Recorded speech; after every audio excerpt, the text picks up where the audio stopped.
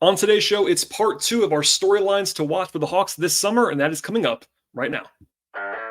You are Locked On Hawks, your daily Atlanta Hawks podcast. Part of the Locked On Podcast Network. Your team every day.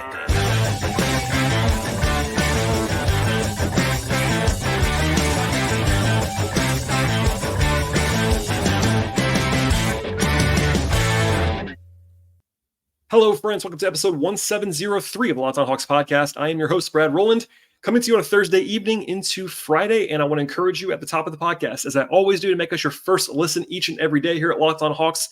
Please check us out and subscribe to the show across podcast platforms and wherever you get your podcasts. That includes Spotify, that includes Apple Podcasts, YouTube on the video side, and all the audio platforms that you might happen to enjoy. By the way, this is part 2 of 2.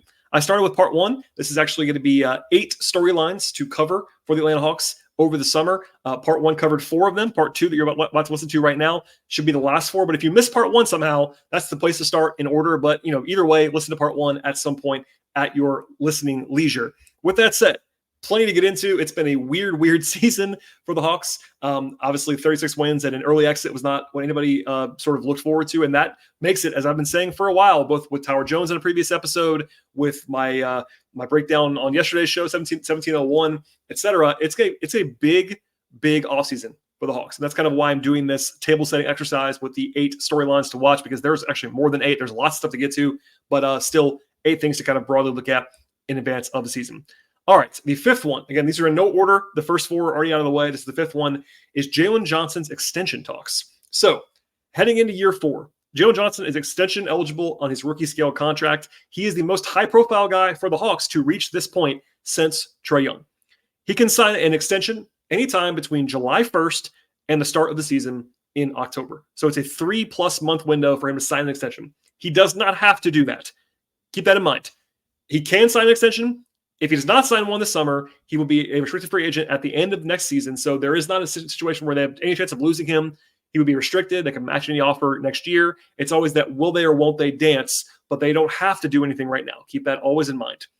Last year, there were 3 guys in the class who got the max at the top. It was Anthony Edwards, LaMelo Ball, and Tyrese Haliburton all got the max. Desmond Bane got close to the max. He didn't quite get there, but he was basically a virtual max player. That's 4 guys at the very, very top. Then there were 2 guys in that class who got 5-year deals between $130 and $140 million. That's Devin Vassell and Jaden McDaniels, both of whom are defensive. Well, Jaden's more of a defensive player than Vassell at this point in time, but ideally, 3-and-D kind of role players, forwards. That's always a pretty inviting and appetizing skill set at this point in the NBA. That's the range that I would broadly circle for Jalen, because that's the kind of combination of what he's proven and the enticing nature of his upside. After that, by the way, last year, it was a big drop after that. The next biggest contract was Okongwu, which was 4 years at $62 million. So that was a huge drop off in terms of guaranteed money. The year before, there were 3 maxes: John Morant, Zion Williamson, and Darius Garland. Then 3 guys got 4-year, like $110 million deals or so: RJ Barrett, Tyler Hero, and Jordan Poole, which looks terrible at this point in time. Then Hunter got 4 years and $90 million from the Hawks. That was viewed as an overpay, and for me, that still was an overpay at this point in time. I'm giving that context to just tell you, every summer is different.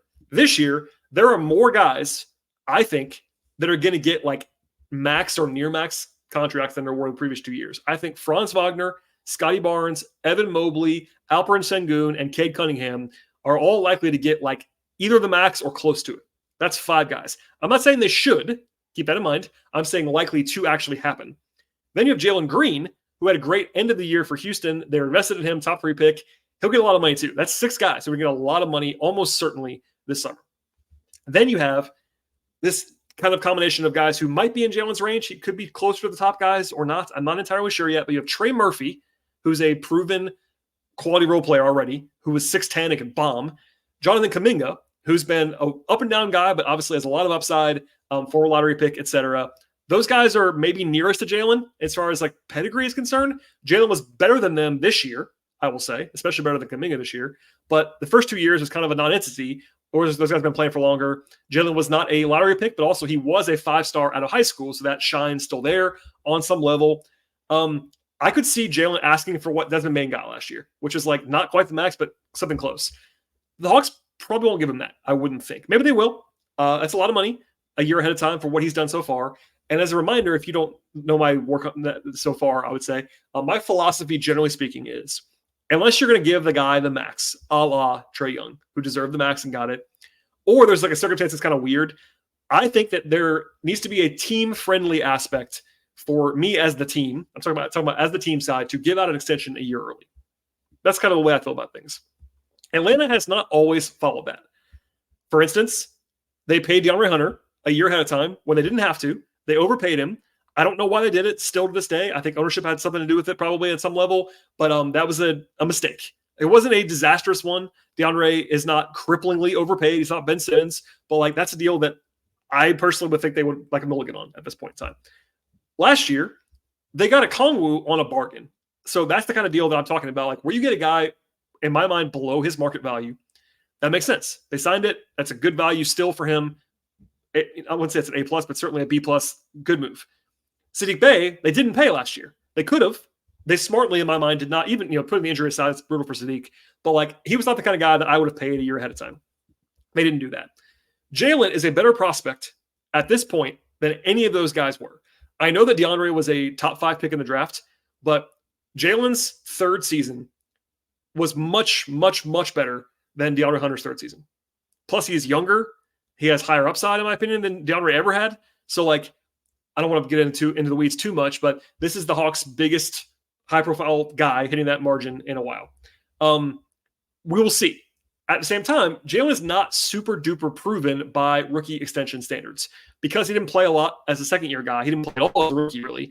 And this year, he had the injuries. He played really well, but his sample size of being like a really, really good player is not that big. Now, I believe it, to be sure, but it's tough. So I kind of think if a deal gets done, it's probably going to be something in the range of what Vassell and McDaniels got last year. Like that 5 years for like something between 130 to $160 million range. That's a pretty big range over a 5-year deal, but it's not the max, but it is a lot of, that's life-changing money. Obviously for Jalen, it's $100+ million. It's a 5-year deal. And if you're the Hawks, you hope that he becomes a max player next year and that you will have signed him for less than the max. That's the hope. If he doesn't sign and he blows up, that's not the end of the world. Obviously, you're still rooting for him to be an awesome player in year 4, and maybe you got to pay him the max next summer. That would be not great, but you just got to do it. And obviously, you'll be happy about that because that means you have a max player on your roster. So we'll see. These are usually the kind of deals that take until October to actually get done. Most of the time, and I say most of the time, it's not always, but most of the time, the max guys get done in early July. Trae's deal got done right away. Luka got done right away. Last year, Edwards got done. Haliburton got done right away. Like this is what usually Zion and Ja the year before that. It gets done fast. But the non-max guys, even the guys who get a lot of money, usually have to wait until October or at least wait till later in the summer. Some guys sign a little bit earlier than others. Like Isaiah Stewart signed a pretty early deal last year. There's always one or two that sign kind of early, but a lot of these go to the last week of the offseason, basically. And they go all the way to the end. Hunter was basically the last day, if I recall correctly. So was Kevin Huerter when he signed his pretty good value contract for the Hawks that they ended up trading, unfortunately.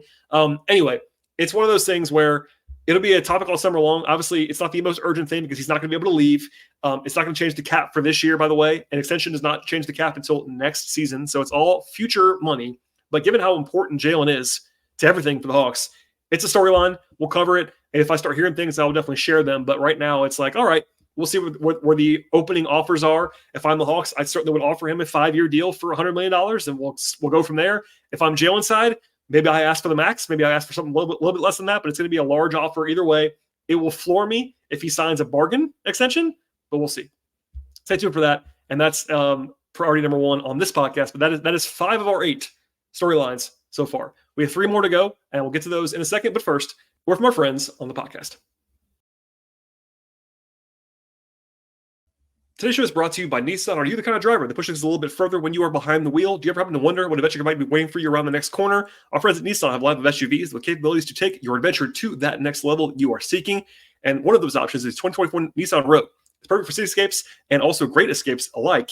It has a class-exclusive Google built-in that is also your updating assistant caller for almost anything that you need. Gone are the days of connecting your actual phone to the system because Google Assistant, Google Maps, and Google Play Store are built right into the 12.3-inch HD touchscreen infotainment system with the Nissan Rogue. A 2024 Nissan Rogue, also perfect midsize crossover for next big adventure. And they also have an incredible lineup at Nissan that includes the 2024 Nissan Pathfinder as well. And it has seating up to 8 people, expansive cargo capacity, as well as advanced available 4x4 capability with the Nissan Pathfinder, 284 horsepower, 6,000 pounds of towing. When adventure calls, the Pathfinder is going to be there to answer that call for you. Take the Nissan Rogue, Nissan Pathfinder, or Nissan Armada and go find your next big adventure with the folks at Nissan. Shop nissanusa.com. One more time, that is nissanusa.com. Today's show is brought to you by BetterHelp, and every once in a while, you need something to get off your chest. Really that simple. Whether it's something that's big or small, something can really start to get to you if you actually let it happen in your life, and it's important to let this stuff out, especially as someone who happens to be unbiased in your life that can listen to what you are saying. And today I want to tell you about something that I've been dealing with for a while. Maybe for a few of you might understand this, but I have some unease about the next steps in the media industry right now, especially with regard to what I do, podcasts, writing, etc. I've lost some jobs in the recent past, and whether there's actually going to be jobs available is really kind of an important looming thing in my life. And of course, not the most intense thing for everybody involved or the most life-altering topic for some people, but it also is a reminder that therapy can be different for everybody. Most of us, including me, have bigger problems than this, but still, is always quite important to get yourself off your chest every once in a while. If you're thinking of starting therapy, BetterHelp is the place to do that. You should give BetterHelp a try right now. It's entirely online, designed to be flexible and suited to your schedule, and the place to go is betterhelp.com/LockedOnNBA. And when you get there, it's 10% off your first month with BetterHelp. The place to go, once again, is betterhelp.com/LockedOnNBA. One more time, that's HELP.com/LockedOnNBA. All right, 3 more to go when it comes to storylines, and one of them is a trade involving a key player other than Trae Young or Dejounte Murray. If you go back to January or February of this year, there was widespread reporting, including from me, that the Hawks were making everyone available to some degree on the roster in trade other than Trae and Jalen Johnson. Now, I talked about Trae earlier. There's that. I would say Jalen remains untouchable from what I can gather. Maybe if there was a world like where Giannis was available, they might consider trading Jalen, but probably not. I think Jalen is very untouchable at this point in time. The rest of the roster, though, I do believe still is open for business. And even then, Trae could be more open this year. I haven't gotten word of that yet, but at least there's a lot of buzz around, so I get that. The rest of the roster, though, definitely is available on some level. Now, there are always degrees of available in trade. Trae, obviously, the asking price will be super high. Dejounte, same thing. They still value Okongwu. They could trade him. They still value him a lot. Last year, New Orleans called on Okongwu. They didn't want to trade him. That deal fell apart. They like Kobe Bufkin quite a bit. They like Gueye quite a bit. They just got those guys. Would they be available in trades for big players? Sure, they would be, but still, those guys are obviously priorities. This regime just took them a year ago. They've always valued Bogey, and for good reason. Bogey unlocks a lot of stuff for the Hawks. This year, I went into on the show earlier this week, but Bogey was arguably their X-factor player. When he's playing, they were pretty good. When he was not playing, they were really bad. And that's not always just on him, but he's a interesting, valuable, by the way, cost-effective player. Bogey's on a bargain extension. The way Bogey played this year, Bogey is a big bargain on what he's being paid. Keep that in mind. And then you have Hunter and Capela. So they are the likeliest veterans to be traded, I would say, outside of the backcourt guys. There are no sacred cows anymore, though. Like, no one's going to be unavailable. We'll come back to Capela later on in this podcast, but Hunter's always been available on the last couple of years to some degree. That won't change.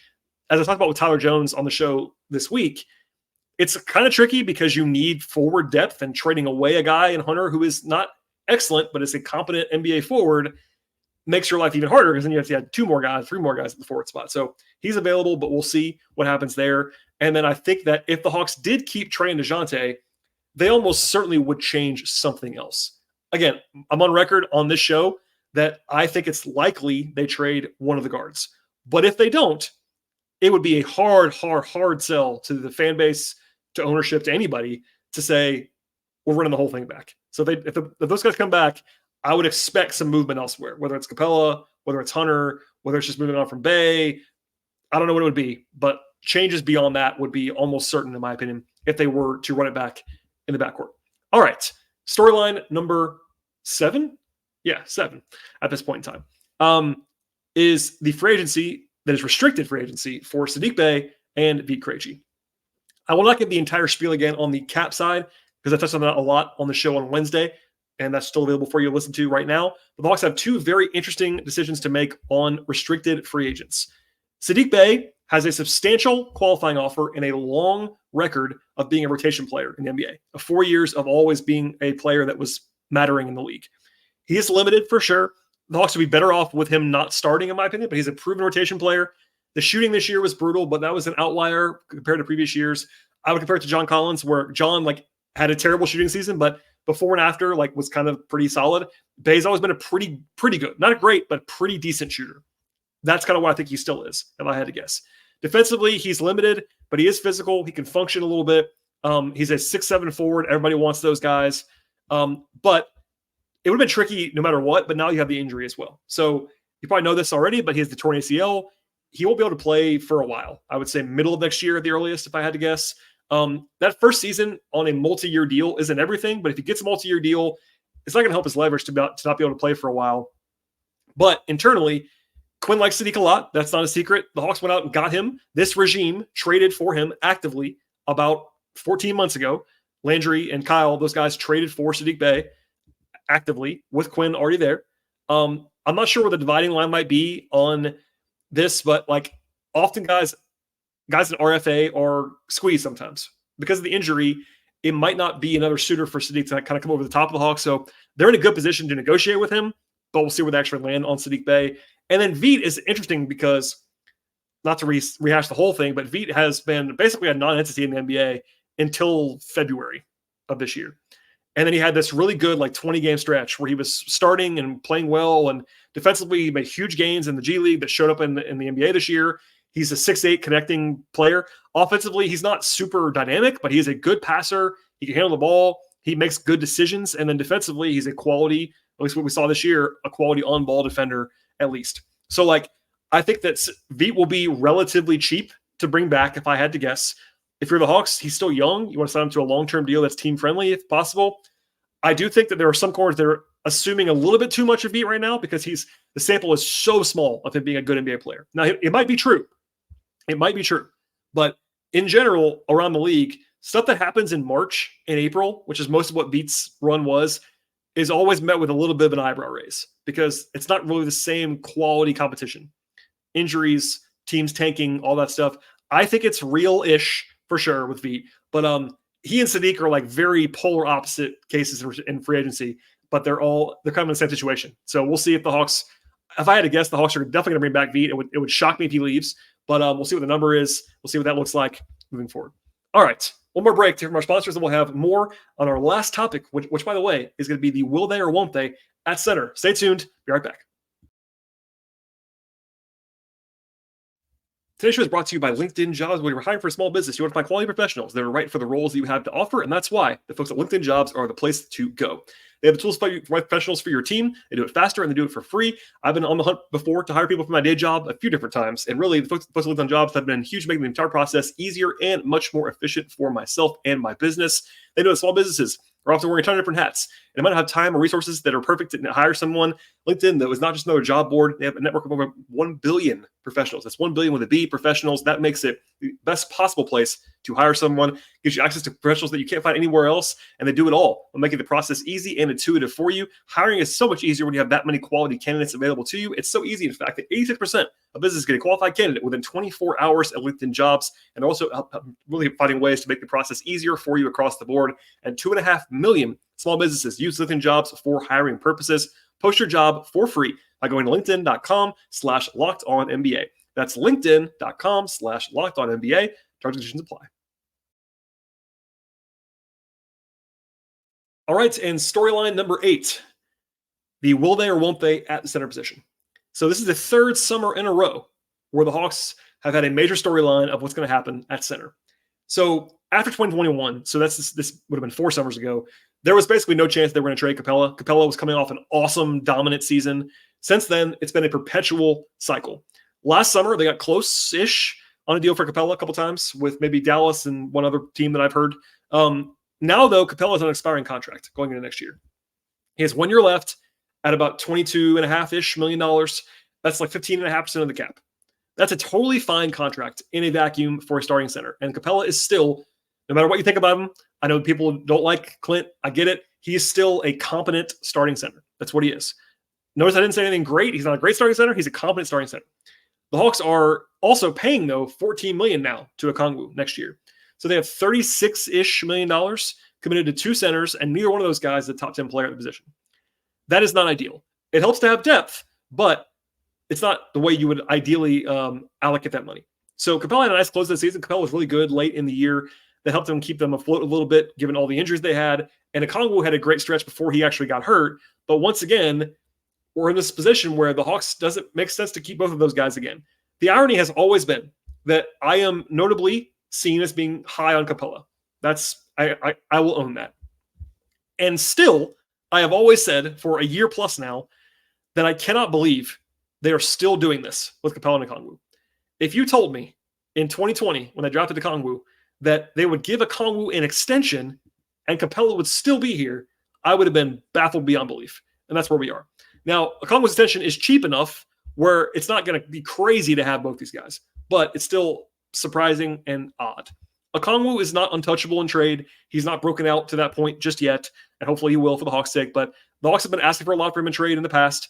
If they move Clint, I still think that if the Hawks are going to do that, they will bring in another center that's not Bruno, a bit of a higher caliber guy to sort of complement Okongwu, probably someone bigger, maybe a rookie. We'll see, but they'll do something else at center. And then there's the task of finding someone to trade Capela to.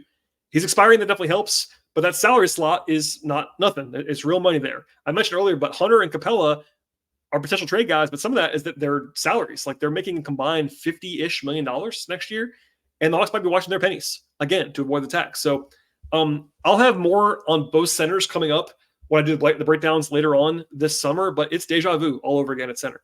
Like they have Capela is too good, quote unquote, to just give away for nothing. Like you don't want to just lose him, but salary-wise, cap-wise, tax-wise, they might have to do that. It wouldn't shock me if they did that.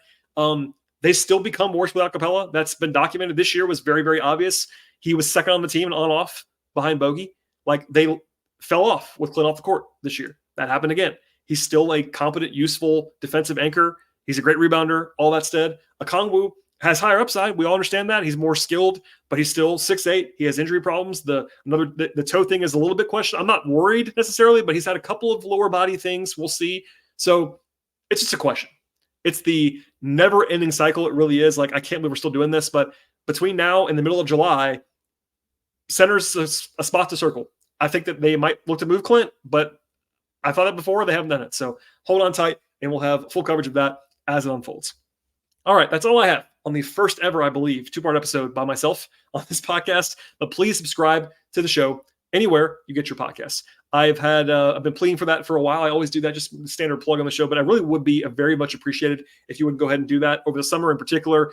I know it's not peak time, so the sickos are definitely here. I do appreciate everybody listening to the show in the summer, no matter what, and especially when it's like not right around the draft, but we're getting there. We're going to have content all the way through. This is where we kind of can dive in as like true mad, crazed fans and people that follow the team every single day. So subscribe, rate, review, follow the show on Twitter at Locked On Hawks. Follow me there as well at BT Rowland. I also write about the Hawks and a little bit about the Braves as well at patreon.com/BT Rowland. Your support there is always appreciated as well. Thanks for listening, everybody. I will probably have a show again at the early part of next week, so stay tuned. Subscribe to the podcast. We'll see you all next time.